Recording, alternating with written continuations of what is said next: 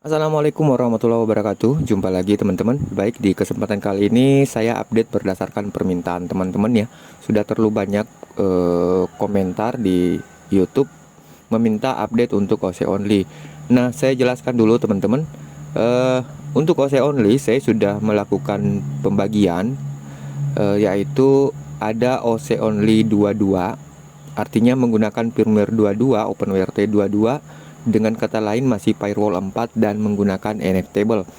Dan kemudian di sini ada juga OC only 21, tentunya menggunakan firmware OpenWRT 21 dengan masih menggunakan firewall 3 IP tables, dimana sebenarnya memang firewall 21 firewall 3 atau firmware 21 itu sebenarnya masih lebih rekomendasi untuk digunakan di OpenWRT jika kita masih banyak menggunakan aplikasi-aplikasi lama ya, yang masih berbasis firewall 3 seperti multimeter atau speed limiter dan semacamnya. Itu masih banyak mengandalkan firewall 3 teman-teman, dan belum kompatibel penuh dengan firewall 4, termasuk juga AdGuard Home ya. Makanya seperti itu teman-teman. Akan tetapi untuk AdGuard Home di sini memang sengaja saya tidak masukkan karena kita sudah menggunakan OpenClass terbaru, di mana OpenClass terbaru itu sudah mempunyai akses atau handle penuh ke DNS mask dan firewall, sehingga jika buat teman-teman yang masih awam itu banyak gagal karena ada bentrok dengan AdGuard Home teman-teman. Jadi saya lepas saja AdGuard Home-nya, berhubung karena memang OC only. Untuk menghandle iklan blocking itu bisa digunakan di OpenClass, karena sudah saya sertakan juga sebenarnya rules untuk adblock ya di OpenClass-nya teman-teman. Jadi jika teman-teman menggunakan opsi rules, tentunya akan berfungsi rules yang sudah saya sertakan. Nah, baik, kita lanjut. Firewall 3 tentunya di sini teman-teman, dan bisa teman-teman lihat sebelumnya dulu di sini sebenarnya masih tanggal 14 ya. Namun tentunya perlu saya lakukan juga beberapa uji coba untuk bisa saya publikasikan teman-teman. Nah, di sini kita sudah menggunakan kernel 54204, racikan saya sendiri ya, mumpung lagi belajar-belajar teman-teman.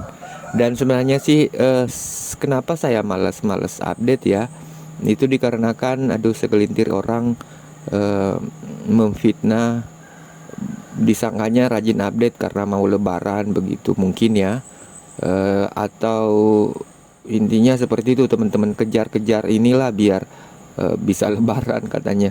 Tapi ya sudahlah, kita abaikan saja. Ibarat kita di kali pasti ada yang kuning-kuning lewat ya teman-teman, kalau kita kelamaan berdirinya.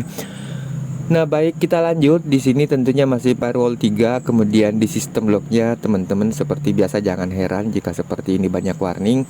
Ini karena wifi on, tapi tidak bermasalah sih sebenarnya, karena kita sudah memasang rilis RAM secara otomatis di schedule tasnya, jadi aman teman-teman. KC di sini tidak akan numpuk. Nah, baik, kita lanjut di bagian net monitor seperti ini teman-teman. Ada perubahan juga di bagian sini ya. Nah, di sini sudah ada gradient color di speedometernya. Pada saat ada traffic tinggi tentunya akan berubah warna. Begitu juga pada saat masih rendah akan ada perubahan warna juga. Bisa teman-teman lihat di sini. Pada saat masih rendah itu masih warna merah, artinya masih seret ya teman-teman. Jika sudah warna hijau tentunya sudah kenceng, sudah plong begitu. Nah, baik, kita lanjut lagi teman-teman. Saya juga melakukan perubahan, tapi entahlah nanti cocok tidaknya ya di tampilan handphone. Jika kita kecilin nantinya akan seperti ini teman-teman. Sudah tidak melebar lagi gambar untuk PN statnya ya. Jadi sudah mengikuti gambar ukuran layar, maksudnya seperti itu teman-teman. Tapi entahlah nanti cocok apa tidak, karena kalau saya sendiri sih agak kekecilan ya tulisannya jika semua ditampilkan seperti itu. Itu gampang lah. Baik, kita lanjut. Tentunya rilis RAM di sini untuk manual membersihkan pada saat kita setelah mengedit, terutama di bagian CSS atau di bagian tema dan tampilan-tampilan tentunya wajib untuk rilis RAM dan juga clear cache browser untuk melihat perubahan yang terjadi seperti itu teman-teman. Nah, kita lanjut di bagian proses, sama seperti sebelumnya, tidak ada yang berubah di sini. Dan base64 decode encode juga masih tetap saya sertakan, namun saya kelupaan ya merubah warna di sini menyesuaikan dengan warna tema. Tapi itu tidak masalah teman-teman. Baik, kita lanjut tentunya karena Firewall 3 masih support dengan load balancing di sini ya. Nah, kecuali load balancingnya tinggal disesuaikan interface yang teman-teman ingin load balancing nantinya. Kita lanjut di bagian sistem teman-teman. Saya ingatkan lagi, jangan lupa untuk merubah time zone sesuai dengan TKP teman-teman ya, biar sinkronisasi jamnya tepat dengan sesuai TKP masing-masing. Nah, kita lanjut administration, tidak ada masalah. Kemudian di bagian software juga aman ya teman-teman. Untuk update sudah banyak modul-modul yang sudah saya update.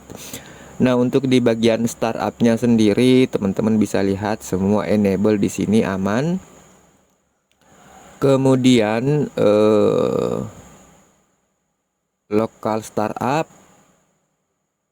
Nah, seperti ini teman-teman, karena berhubung kita sudah modifikasi LED indikator untuk internet juga, makanya di sini ada startup ya untuk mengaktifkan LED indikator internetnya. Jadi akan berkedip warna hijau jika internet ada, kemudian jika internet tidak ada itu akan berkedip warna merah teman-teman. Nah, seperti itu. Oke, kita lanjut. File manager juga sudah aman ya, di sini sudah tidak ada masalah, baik penghapusan, download, kemudian download hapus massal juga aman di sini teman-teman. Nah, kita ke schedule task. Schedule tasknya ini adalah sama dengan rilis RAM ya, akan tetapi ini akan berjalan otomatis tiap 1 jam. Nah, inilah yang akan membersihkan OpenWRT kita dari kase-kase yang menumpuk. Kemudian yang di bawahnya ini Pensat SH ini berjalan tiap 5 menit. Ini maksudnya untuk mengupdate informasi yang ada di sini teman-teman, di bawah sini. Karena sebenarnya ini adalah PNStat, dan yang di atas ini yang speedometer ini adalah net data. Jadi seperti itu ya teman-teman. Nah, jangan lupa bandwidth HD juga dimasukin di sini ya teman-teman. Sudah satu tab, sudah satu halaman dengan net monitor. Tidak ada lagi di menu kiri untuk bandwidth HD-nya. Nah, baik, kita lanjut di bagian sistem tadi, software, startup, schedule task, mount point masih tetap ya, disk manager juga. Dan saya sampaikan lagi, ini aman diinstal di internal memori teman-teman. Tidak ada masalah diinstal di internal memori. Tetapi seperti biasa untuk B860HP1P2 mesti ritualnya tepat ya. Saya sudah pernah tutorialkan juga ritual install ke eMMC di B860HP1 dan P2. Oke, kita lanjut. Amlogic Service juga sudah yang terbaru teman-teman, 31.160 ya. Nah, seperti itu. Kecuali di bagian menu modem saya tidak merubah-rubah. Dan teman-teman bisa cek ya yang menggunakan modem rakitan L860 dan DW ya, DW. Mudah-mudahan sudah support ya di sini teman-teman. Saya sudah rubah di USB mode JSON-nya juga. Mudah-mudahan sudah bisa terdeteksi di modem manager. Berhubung saya tidak punya modem tersebut, jadi saya tidak bisa mencobanya teman-teman. Yang pasti saya sudah mengedit, merubah sesuai dengan persyaratan sehingga bisa terdeteksi ya. Di ETC USB mode JSON-nya saya sudah hilangkan vendor ID dan produk ID untuk modem tersebut, sehingga nantinya sudah otomatis bisa terdeteksi di LS USB teman-teman. Nah, baik, kita lanjut. Untuk modem tidak ada masalah. Kita lanjut di bagian service. Nah, di bagian service di sini saya sudah memasang OpenClass terbaru ya teman-teman. Berhubung OpenClass juga beberapa hari yang lalu update-nya dari 98 ke 100, tapi kemarin update lagi ke 103. Nah, terpaksa dah saya ikutin juga update-nya teman-teman. Jadi seperti itu ya. Tapi di update kali ini sedikit ada perubahan. Sebentar teman-teman, saya gunakan STB yang satunya yang sudah berjalan lama. Saya akan perlihatkan sedikit perubahan di... Nah, ini STB yang sementara saya gunakan, STB utama, menggunakan B860 HP1P2, dan tentunya firmware-nya sama seperti yang saya review tadi ya teman-teman. Cuman ini sudah berjalan 1 hari. Nah, baik, yang saya maksud tadi itu bukan di sini ya, di OpenClass ya. Di OpenClass ada di config manage teman-teman. Jadi kita bisa langsung melihat perubahan yang running dengan yang tidak running.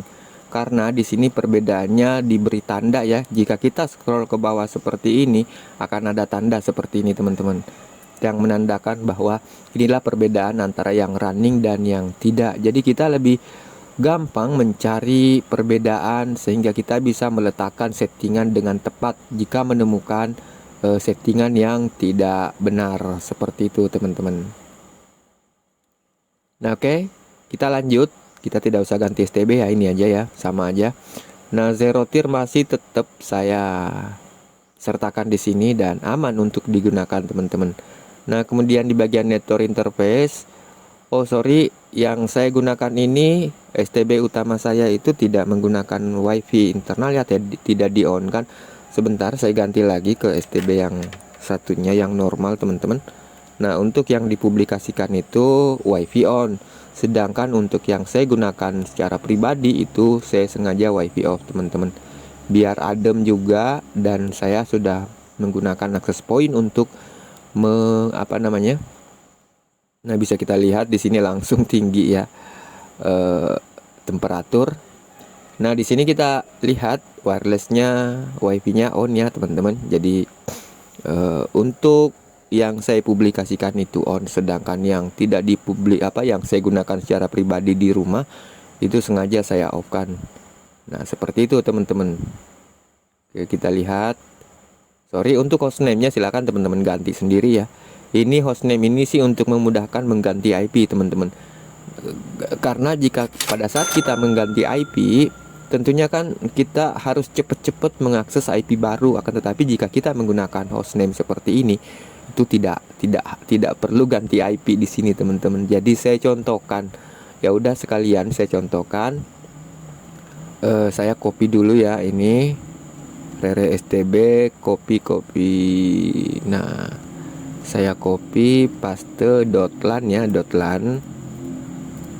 Di depannya harus HTTP ya teman-teman, http://. Nah, jika kita seperti ini, misalkan kita login dulu Indonesia. Ya udah sekalian ya saya perlihatkan. Waduh, temperatur tinggi ya kalau WiFi on. Tidak pakai kipas dan saya tidak telanjangin teman-teman. Saya pakai casing ya, normal.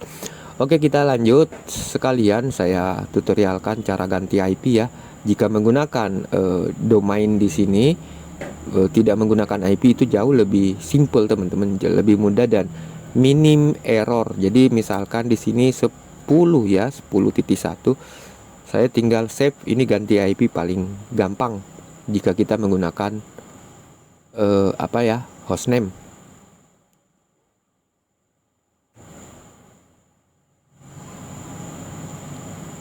Oke, tinggal kita tunggu. Nah, langsung teman-teman, jadi langsung refresh sendiri di sini, tidak harus ngetik IP baru lagi di situ teman-teman.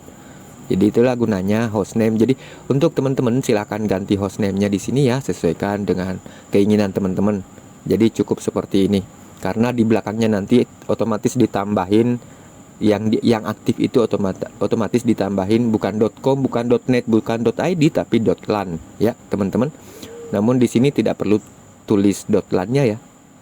Cukup seperti itu. Jadi simple ya menggunakan hostname untuk mengganti IP. Ini salah satu trik juga teman-teman, banyak yang kesusahan mengganti IP.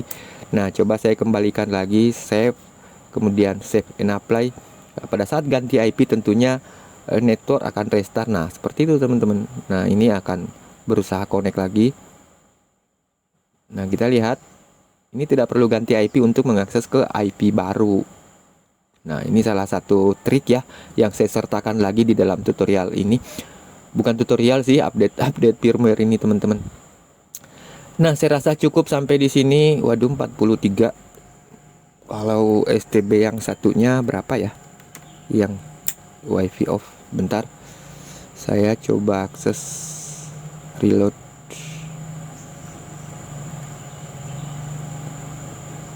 Nah, di sini 38 teman-teman. Ini WiFi off ya, tidak ada WiFi yang on. 38, 39, tadi 4 berapa? 42, 43 ya.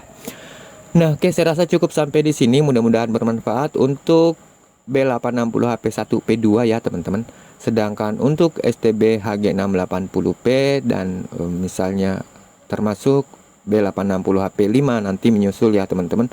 Karena tentunya saya harus melakukan beberapa uji coba dulu sebelum merilis, karena memang setiap STB itu ada karakter tertentu yang tentunya harus saya bedakan di bagian sistem konfigurasinya.